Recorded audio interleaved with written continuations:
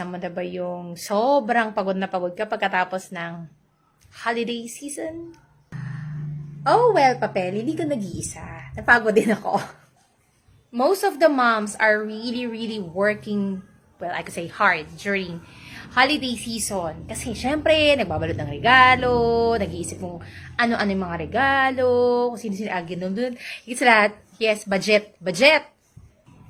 At syempre, nakaka-worn out. Kapag alam mo na, ay, social gatherings na naman, reunion na naman, ano na nasasabihin nila sa akin? O, yung tabako na, ay, ang tanda ko na, ay, ang daming sinasasabihin sa akin. Yun actually mas nakaka-stress, di ba? Kaya naisip ko, itong mga tips na to, para naman maibsa ng ating stress nung holiday season. Okay, number 1, hindi mo kailangang piliting magregalo kung wala kang budget. Isipin mo na lang, pagdating nitong January, walang-wala ka na. So, you have to be, I would say, practical. Or, better, honest with yourself and sa mga reregaluhan mo.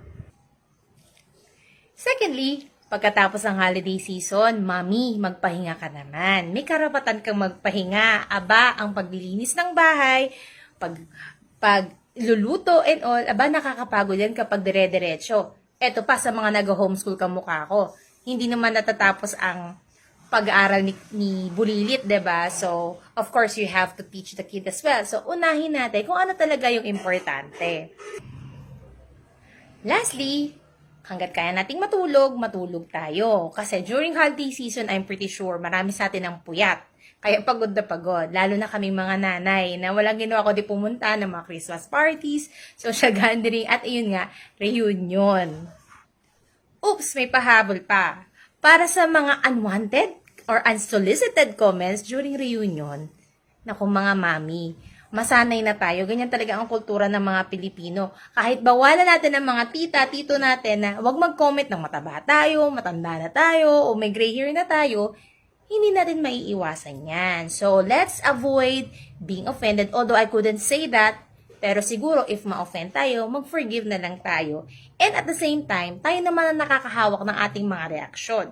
So, sabi nga, we can choose how to react on a certain situation. So, yun lang. Have a great day!